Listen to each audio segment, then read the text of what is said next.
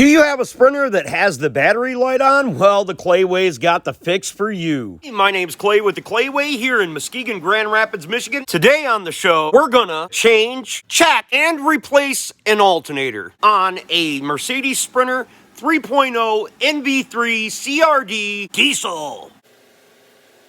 Dirt on my forehead. And I've only been here for about 10 minutes. Damn, I'm a hard worker. This is a pretty simple procedure, and I've got a super trick that I'm going to show you in this video, something that you probably did not already know about removing serpentine belts, and I'm going to make this as easy as frickin' possible. No matter what it is you think you can or cannot do. If anyone else can do it, you can do it too. Don't be the next to them, be the first to you. So we've got a battery that's not charging properly, or at least according to the dash it's not. We're going to check this out. We want to check our battery output voltage. We push this in, hold that down. I'm using the location where you jump start the vehicle. This is also good for testing. Make sure your negative is grounded out to something. Start the vehicle with the engine running. Our probe says it's putting out 14.1 volts. And even though this is typically decent voltage, it's telling the ECM that it's not getting the proper amount of voltage all the time. So we need to make sure that we correct this problem.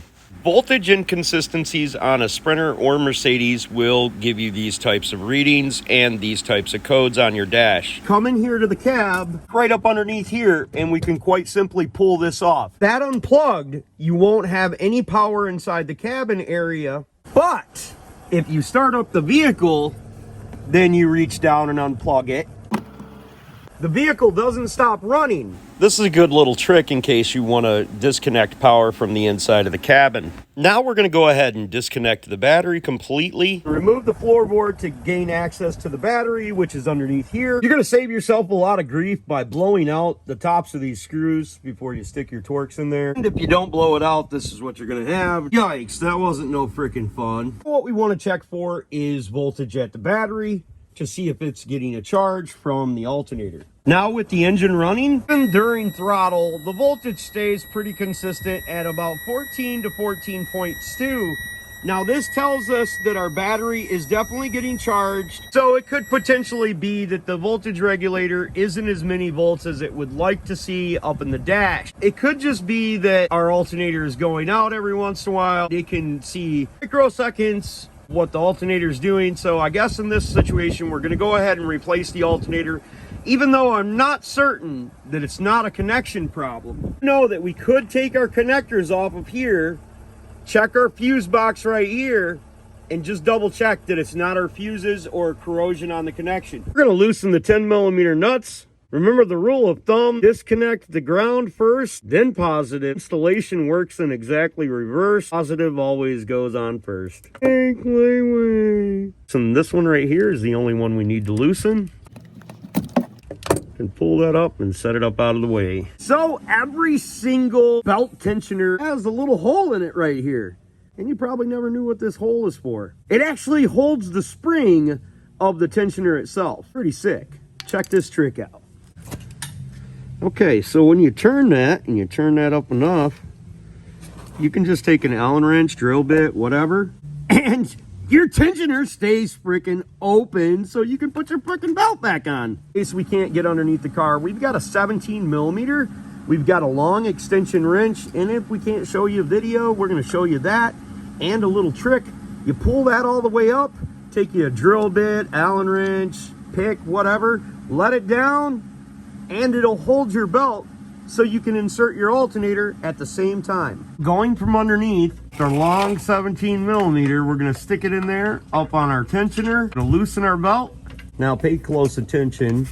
Your Allen wrench is gonna go right there. In this situation, I'm gonna be using a 5/32 Allen wrench that I cut off because it was a little bit too long to get up in there on the long portion of the Allen wrench. If this video seems to be helping you out, consider donating down below, subscribing, and clicking the notifications. Or at the very least, putting on my Sprinter, my tips and tricks playlist, turning the volume down while you're sleeping at night, and letting them suckers play. And if you've got a question about your Sprinter, or just about any vehicle, not baby mama drama, you can look me up on Clay's AC and Auto Repair on the Facebook Messenger. I certainly try to help everyone I possibly can. I don't have the answers to everything, but will try to direct you and lead you to the right ones. Life is not only about the legacy you live for today, it's also the one you lead others to follow. We try to do that down here on the Clayway. What we really want to do down here is inspire and empower people just like you to do things yourselves. So let's get on with this repair.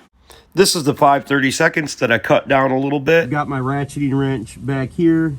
This will give you enough room to insert that shorter Allen wrench up inside the hole. Now that's loose enough. Remove our belt, 4 bolts holding it on, and a 13mm holding our electrical connection off of there.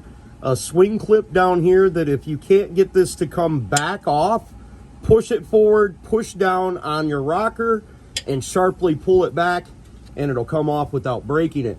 I'll remove my main electrical connector. I'm going to loosen these bolts so I can lower it down to get easier access to the main connector. I'm going to slide my belt off the idler pulley. That'll give you enough slack to pull off your alternator belt without removing your lower radiator hose. If it rested on the Allen wrench, I just had to give my long ratcheting wrench a little push, and I was able to get that off of there. It'd make it super simple to get that off there with the Allen wrench inside there. These bolts are either E12 or 10mm.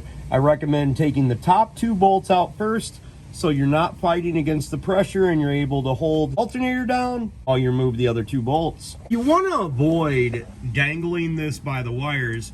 Once you have the bolts loosened up a bit, you can take a 13mm shallow and get right on top of the main electrical connectors that are on there. There's 2 electrical connectors. One is for your jump start on the opposite side of your intake, and then one to your battery inside the vehicle. Okay, I'm referring to the 2 wires that come into the top of the alternator. One from the other side of your engine where you jump start it, and your main battery cable wire that comes from the inside of your cabin.